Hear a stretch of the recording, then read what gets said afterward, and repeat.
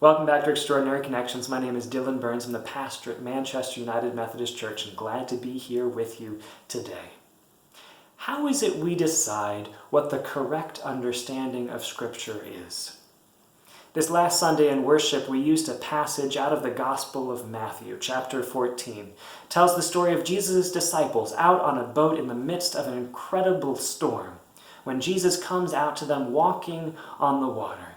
And when he announces his presence, Peter calls out back to him from the boat, saying, "Lord, if it's you, command me to come out on the water to you." As I was preparing for worship, studying to write the sermon that I was then to preach, I came across an interesting debate. There are many who aren't sure whether Peter should have asked to get out of the boat or not. Some who say, yes, of course he should have gone out and met Jesus where he was standing on the surface of the water. Others who say, what was he doing testing God when he should have just stayed with the other disciples there? And it seems like it makes a difference in how we understand the passage, what we believe the passage means, what we should do as a result of having read it. And so how do we decide what the correct understanding of that scripture is? A few years back, I read a fascinating article written by a poet when she discovered that some of her poems were being used on standardized tests.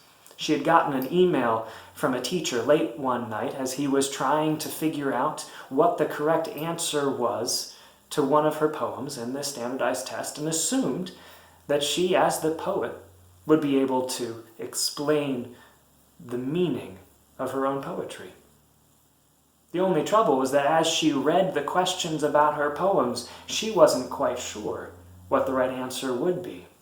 In one, they provided one of her works that had a stanza break in the middle, and then asked why that break was there in the poetry.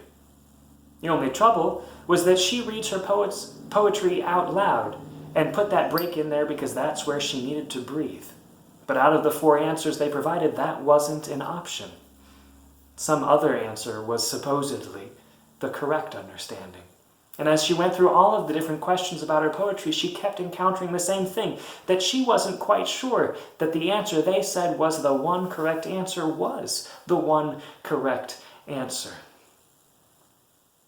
In fact, she seemed to imply that they may be doing some damage to the students' understanding of how poetry works by telling them that there was only one correct understanding. Could this be the case with Scripture as well? I should say, preachers love to do this. We love to distill down Scripture passages into a single understanding, something easy to package and pass out to people, something that we should do or not do as a result of having read the Scripture. But I wonder, are we losing something in the process of distillation?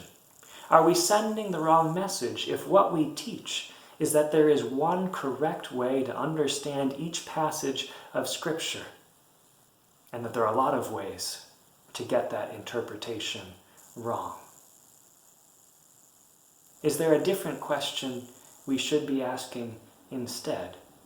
Could we ask, perhaps, what is God speaking to me about today in this passage of Scripture?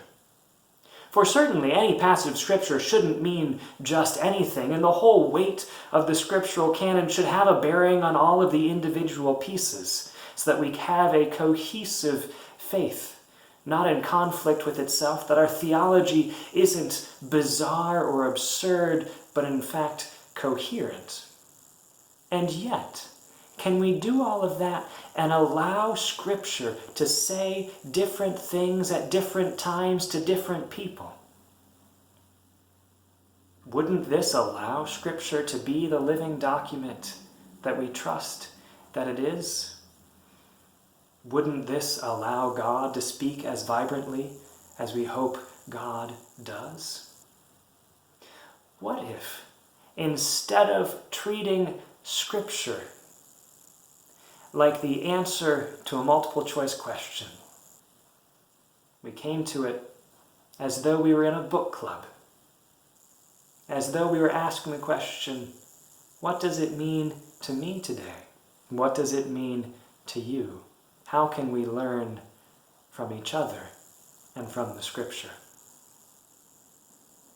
I preached a sermon on Sunday about getting out of the boat, about facing the fears of the tumultuous world around us, about going to where Jesus is in the midst of the crisis, because we belong where Jesus is. But if I were to come back to that passage on a different Sunday, I am certain I would preach a different sermon, and perhaps it would be one about the value of community, about staying in the community there in the boat, about trusting one another, about being together with the tumultuous world all around, waiting for God to appear. And perhaps I could preach both sermons without contradicting myself, but trusting that God speaks abundantly, and that though the Bible has a front cover and a back cover, that doesn't mean we can contain all of the messages God has for us in any single volume, but that God is speaking to us still. There may not be any right meaning. Perhaps the more valuable question to ask is, what is God speaking to you today?